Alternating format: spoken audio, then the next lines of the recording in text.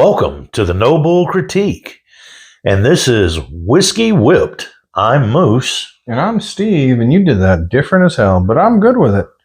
So, it is Whiskey Whipped, and we have... Jimmy Red, High Wire Distilling Company.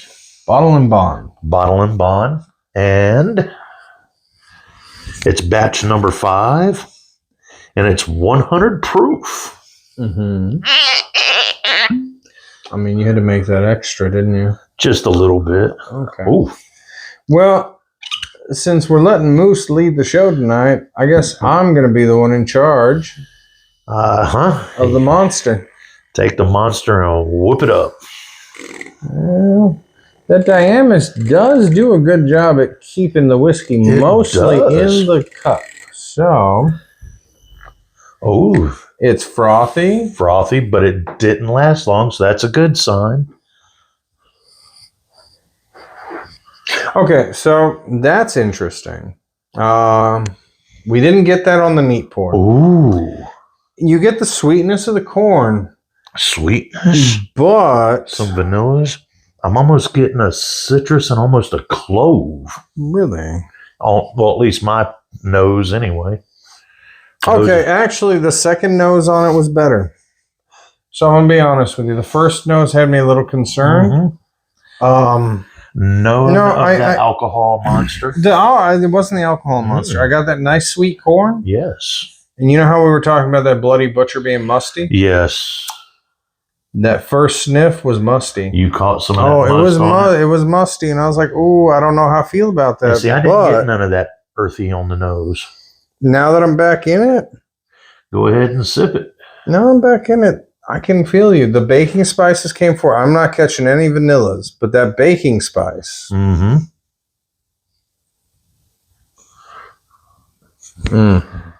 Mm-hmm. Okay. Oh, wow. Okay. I didn't think it could get sweeter. It did.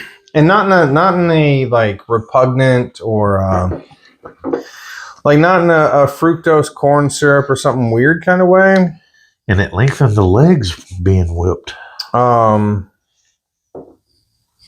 That's weird. No, okay, so the sweetness came more forward. Not that it wasn't sweet before. Mm-mm. But it came forward, and also the baking spices are more expressed this time around. This time it's not doing that slow warm all the way down. It's kind of stopping chest level for me this time. It's stopping here. Yeah, I'll give you that. And that's due to being whipped, hyper aerated.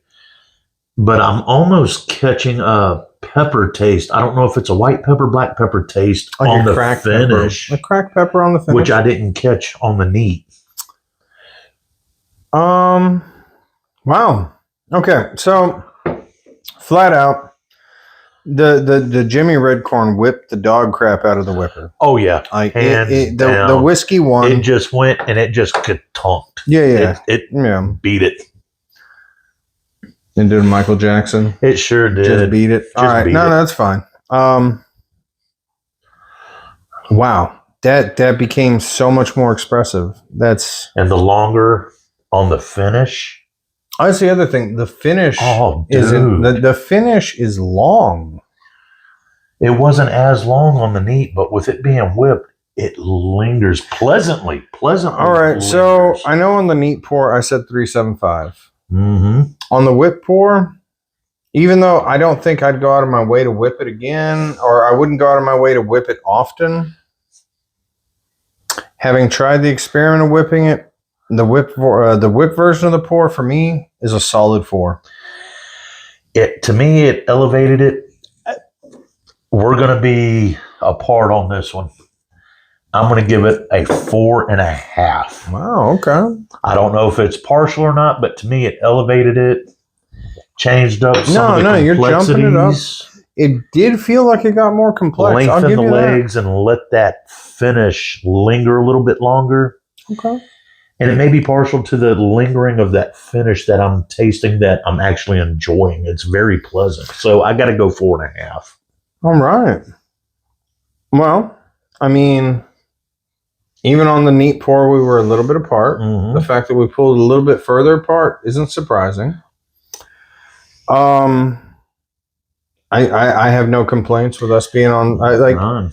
For both of us, it got elevated. It did. That's a big step. And it got elevated in a nice way. In a very nice way. And for you to say, you didn't say you wouldn't whip it again. You just said you wouldn't whip it that often, which means it had to do something for you to revisit. Yeah, no, I would be interested in revisiting for sure. Mm-hmm. So I would say, like we said, with the whipper, hands it's down. a solid 4 for me, 4.5 for you. Yep. If you can find yourself a Jimmy Redcorn, or if you want to go online and get it from the company direct, Highwire Distilling, you can go to their website. It is a worthwhile pour. And if you have tried Bloody Butchers and you found them to be a little bit musty or dusty on the flavor, like the palate, I would say earthy. Or earthy, musty. For me. Like the word, yeah. I mean, we've kind of... Don't want to say dirty, don't want to say dirt, but it's kind of earthy, musky on the Bloody Butchers. If those were a miss for you, you should definitely try a Jimmy Red. I think it might change your opinion on the red corns if you go with a Jimmy. Absolutely. I'm highly impressed. Like across the board so far, everything we've done with the red corn, I'll be honest with you now, just makes me want to see how it does with the Texas two-step. How does this wonderful juice hold up to those sodas? Hold up to a soda. We'll have to revisit that and do a Texas 2 pour on it. We're going to have to do a Texas 2 pour on it. I agree. Well, that leaves us one thing left to do. Sip safe. Drink responsibly. And we have been the No Bull Critique.